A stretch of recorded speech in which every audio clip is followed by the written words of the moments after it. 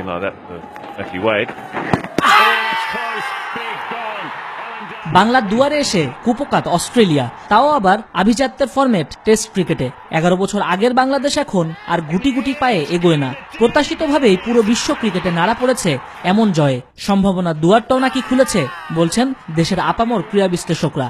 যেটা আমাদের সবচেয়ে বেশি জরুরি ছিল যে অস্ট্রেলিয়ার সাথে এই স্টেটমেন্টটা, এই জিতাটার কারণে আমরা হয়তো সামনে যে ওভারসিজ ট্যুরগুলো আমরা কিন্তু সবসময় দেখা যায় যে আমাদের সাথে কেউ খেলতে চায় না। এখন অন্যান্য নেশনগুলো জানবে যে আমরা টেস্ট ক্রিকেটে যথেষ্ট স্ট্রং এনাফ। আসলে বাংলাদেশের অনেকগুলো পরাজয় দেখেছি, অনেক বছর ধরে দেখছি যে বাংলাদেশ খুব ক্লোজ যায়, অনেকগুলো ম্যাচ হারে, মাঠে বসে দেখেছি, টিভিতে দেখেছি। তো এরকম সিচুয়েশনে রোমাঞ্চকর লাগে, কিন্তু তার সাথে একটা টেনশনও লাগে যে হয়তো শেষ মুহূর্ত পর্যন্ত।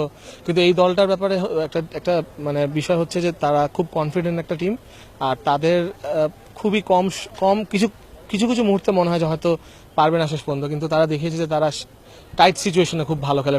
টেস্ট জয়টা অর্জন করেছে বাংলাদেশের, যেটা এক কথা অবিস্মরণীয় এবং আসলে বাংলাদেশ টেস্টকে, বাংলাদেশ ক্রিকেটকে এই জয় আরো এক ধাপ এগিয়ে দিবে। কোনো দলই ড্র করার মতন দল না। ব্যাটিং লাইন আপ যেরকম মারমুখী ব্যাটিং লাইন আপ, দুই একজন ব্যাটসম্যান আছে দুই দলে যে একটু ধরে খেলতে পারে।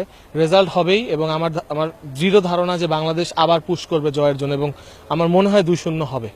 সিরিজ জয়ের জন্য খেলবো নাকি আবার স্পিনিং ট্র্যাক করে, যেটা আমাদের স্ট্রেংথ, সেটা করে আমরা আবার জয়ের জন্য খেলবো, সে উইকেটের উপর ডিপেন্ড করবে। তবে যেটা বললাম যে এখন দুই দলকে যদি কম্পেয়ার করেন, আমরা বাংলাদেশকে এগিয়ে রাখবো।